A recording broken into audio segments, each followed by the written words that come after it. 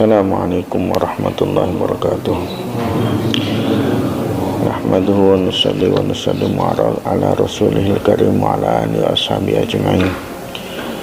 Rabbi shrah li sadri wa yassir li amri wa hlul 'uqdatam min lisani yafqahu qawli. Amma ba'd. Sebelum kita mulai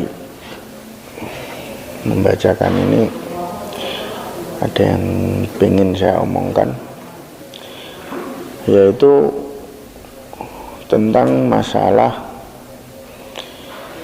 memahami hadis. Itu kita harus senantiasa merujuk kepada ulama, baik hadis itu hadis ahkam maupun hadis yang bukan ahkam. Seperti misalnya yang populer sekarang itu tentang akhir zaman dan tanda-tanda akhir zaman. Sama saja, kalau hadis ahkam kita kan harus rujuk pada ulama, ya kan? Nggak boleh putuskan sendiri, baca hadis terus langsung modalnya langsung gitu, nggak boleh. Orang yang tidak punya keahlian maka dia tidak boleh menafsiri hadis, mengartikannya, menggambarkan sendiri bagaimana cara pengamalannya. Kenapa? Karena dengan begitu nanti dikhawatirkan dia akan terjatuh ke dalam membenturkan antara satu hadis dengan hadis yang lain, ataupun menafsiri satu hadis padahal yang dikehendaki bukan seperti itu. Maka demikian juga dalam masalah yang lain.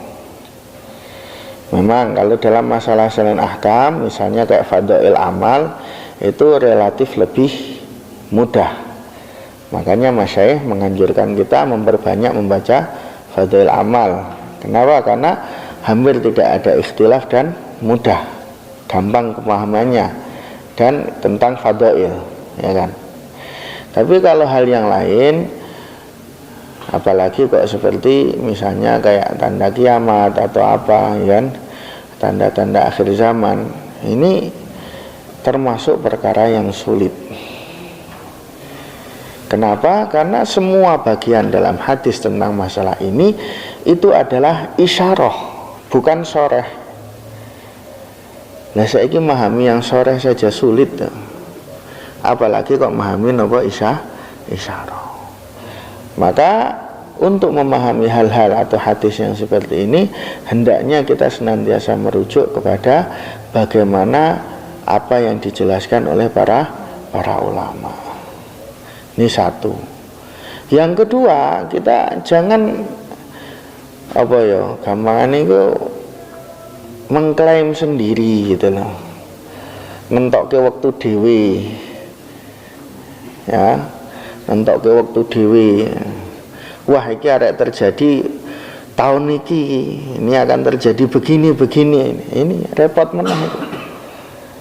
Bahkan seorang yang sangat pakar sekali dalam masalah ini pun, seorang yang Masya Allah beliau itu pakar sekali dalam menjelaskan tentang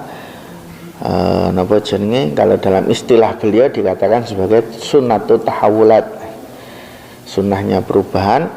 Kebanyakan adalah berkaitan dengan akhir zaman, yaitu Habib Abu Bakar Al-Adani. Biasanya beliau juga banyak kalam beliau dijadikan rujukan dalam masalah ini. Ini beliau mengatakan ketika hadisnya memang seperti itu, tapi siapa yang memberi wewenang kepada kamu untuk menentukan bahwa itu akan terjadi di tahun ini, di bulan ini, di anu begini. Jadi kadang memang hadisnya sahih, tapi kok kita njuk sendiri pikiran, oh itu mesti arek saiki, arek ngene lah, ini perlu kita tinjau ulang, gitu loh. Aja kok langsung mantep gitu. Itu mesti kayak ngene kayak, ya kan? Ini penting sekali kita untuk seperti ini. Kenapa? Ya itu tadi saya katakan, hadis tentang akhir zaman itu hanya mengisyarahkan, memberi petunjuk-petunjuk saja, tidak secara jelas kai menora. Ning ciri ini lah. Apakah ciri ini yang dikehendaki atau tidak? Ini kan masih masalah. Bisa jadi terjadi suatu kejadian dengan ciri yang sama, tapi kenyataannya lain kan, belum tentu. Inilah, memahami isyarah itu tidak semudah memahami soreh perkataan. Ini penting. Bahkan di zaman Nabi pun pernah terjadi kesalahan dalam memahami, dalam menentukan tanggal ini. Suatu ketika Nabi SAW bermimpi, dan ini diceritakan dalam Al-Quran, ya, apa namanya, muhallikina ru'usakum wa muqassirina la takhafun, ya. Ya, Nabi bermimpi bahwa beliau itu tawaf di sekeliling Ka'bah. Beliau sudah hijrah, sudah sering terjadi perang antara beliau dengan orang kafir Quraisy. Tiba-tiba beliau bermimpi untuk tawaf di Baitullah. Kemudian sampai selesai dari manasik umrohnya, tawaf, sa'i, terus cukur. Maka beliau kabarkan kepada sahabat. Dan mimpi Anbiya itu adalah wahyu, pasti bener ya. Wah, sahabat sudah gembira. Wah, tahun ini kita umroh. Nah ini kok muni tahun ini loh. Akhirnya Nabi umumkan, ayo sekarang kita berangkat umroh. Wah, sahabat siap semua, seneng kan, berangkat umroh. Ternyata sampai Hudaybiyah tidak bisa diteruskan perjalanannya. Maka sebagian sahabat itu sampai ngingkari, masa kok rasido itu piye, nggak jadi itu gimana itu. Apalagi isi perjanjian Hudaybiyahnya memberatkan orang Islam zahirnya. Sampai Sayyidina Umar saking bingungnya, bukan karena ingkar pada Rasulullah, ma'adzallah. Sayyidina Umar itu luar biasa imannya dengan Rasulullah SAW. Namun karena beliau itu saking bingungnya, istilahnya ya, perasaannya itu lagi udah menggebu-gebu pengen umroh, masuk Mekah, mati wes siap. Kok sekarang nggak jadi, wis ngono dikei perjanjian sing berat, sing ketoke ngalah. Maka beliau sampai tanya, ya Rasulullah, bukankah engkau mengatakan bahwa kita ini ada bertanya jawab ya kan, bukankah kita atas hak, mereka atas batil, kalau kita mati masuk surga, mereka mati masuk neraka, kenapa kita harus ngalah kepada mereka? Bukankah engkau telah mengatakan, engkau telah bermimpi, menunjukkan atau mengatakan bahwa kita akan umroh, bertawaf di Baitullah, sa'i. Nah, apa jawab Rasulullah SAW? Apakah aku bilang tahun ini? Nah itu, tahun ini kan nafsiri dewi.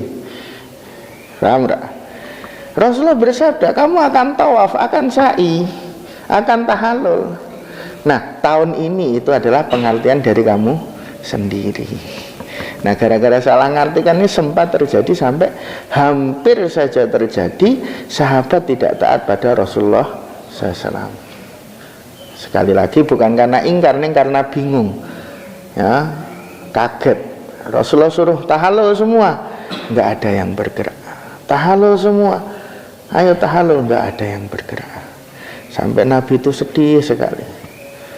Waduh, sahabat kok nggak mau taat sama aku. Masuk kepada Sayyidatina Ummu Salamah radhiyallahu anha. Maka Ummu Salamah mengatakan, ya Rasulullah, ini bukan karena mereka nggak taat padamu, ini karena bingung. Cobalah sekarang nggak usah bicara, jenengan keluar saja, panggil tukang cukur, cukur sendiri, maka engkau akan melihat bagaimana ketaatan sahabatmu kepadamu. Betul dilakukan, maka sahabat akhirnya begitu melihat baginda Rasulullah SAW nyukur sendiri, mereka berlomba-lomba mencukur rambutnya sehingga kayak perang. Berlomba-lomba nyukuri sahabat yang lain, ya kan, mentahaluli yang lain, sehingga seolah-olah seperti perang. Jadi intinya intinya itu masalah kok ngene iki kudu hati-hati, dan ojo cepet-cepet mentakyin, wah ini terjadi tahun ini, bulan ini, gini. Repot nih. Akhirnya apa? Serba ketakutan semua, teror yang nggak habis-habis, ya. Kita ini udah takut, tambah takut lagi, wes kepepet sisan, ya. Repot kabeh ngono. Wong iki kan terkuasai oleh bayangannya kan. Ada benda jatuh buk ngono, ya kan? Nek orang yang pemberani keadaannya biasa saja ya dia merasa paling apa itu kan. Tapi nek seorang penakut dia pikirannya macam-macam. Wah ini jangan-jangan ini, jangan-jangan itu, pocong cumplung wa ma ila dzalik kan, wa akhwatuha. Nah ini jadi kita itu harus hati-hati dalam masalah ini. Terus apakah itu mesti bukan tahun ini? Ya mbah, aku ora iso menafikan, ora iso mengiyakan. Wong iku ya memang isyarah ya. Ya, memang isyarah itu ya bisa jadi sekarang, bisa jadi nanti, bisa jadi kapanpun, terserah Allah Subhanahu wa taala. Banyak orang patek penting masalah itu. Penting itu persiapan kita menghadapi itu apa? Ya. Persiapan kita. Saiki ribut Imam Mahdi arek metu kapan, Dajjal arek metu kapan kan. Sampeyan persiapannya apa? Nek Imam Mahdi metu tenan, Dajjal metu tenan. Nek Imam Mahdi metu tenan, sampeyan ki arek dadi prajurit apa dadi musuhe? Ku lho sing luwih penting. Insyaallah ya. Jadi ini termasuk perkara yang penting. Nah terus terang apa meneh iki dilalah kayak ono kita sedang dicoba kayak gini, tambah wong nafsiri ngene meneh jare ini arek ono ngene Masya Allah. Ono muni arek ono dukhon barang ngene. Dukhon apa? Udut. Dukhon itu kan tanda kiamat yang akhir, bukan awal. Ya, akhir bukan awal, bahkan paling akhir itu kiamat, tanda kiamat kubra yang paling akhir. Kok digeger-geger sampai ono wong ketakutan. La haula wala quwata illa billah. Mungkin ada fenomena alam sesuatu, ya mungkin saja, tapi bukan yang itu, gitu loh. Muncul kabut asap misalnya, tapi ya mungkin saja, tapi bukan yang itu. Memang Allah Maha Kuasa kok, ya kan? Allah Maha Kuasa dan Allah berkuasa menjadikannya sekarang Allah nampakkan sesuatu sebagai kudrohnya, ya, menampakkan kudrohnya, dan kapan saja dan berapa kali terserah Allah. Ini sing diisyarahkan hadis dudu kuwi. Makanya rasa wedi. Rasa wedi malah ditambah ngabarke ngenang wis.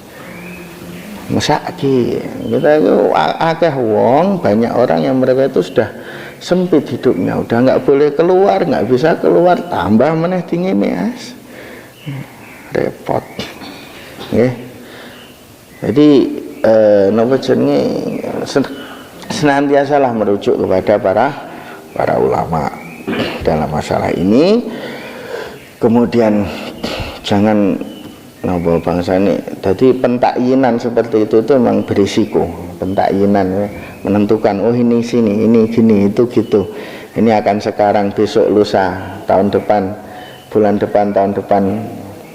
Semua itu berisiko. Dan itu hanya merupakan suatu penafsiran. Belum tentu kenyataannya seperti itu. Ya. Kenapa? Ya sekali lagi saya jelaskan. Semua itu baginda Rasulullah SAW sabdakan, itu hanya menjelaskan tentang isyarah kepadanya atau ciri-cirinya saja, tidak secara sharah. Maka ya pemahaman isyarah itu enggak segampang dengan memahami perkataan yang sharah. Ya. Nah, terus, makanya kita jangan memperkeruh keadaan dengan bayangan-bayangan kita sendiri. Bayangan ini kita sebarkan, wis domong ki wae. Kadang nek wong wis khawatir zaman saiki watuk sithik wis dituduh. Watuk sithik wae wis waduh. Kan sering begitu kan. Makanya kita jangan memperparah keadaan yang seperti itu. Wallahu a'lam.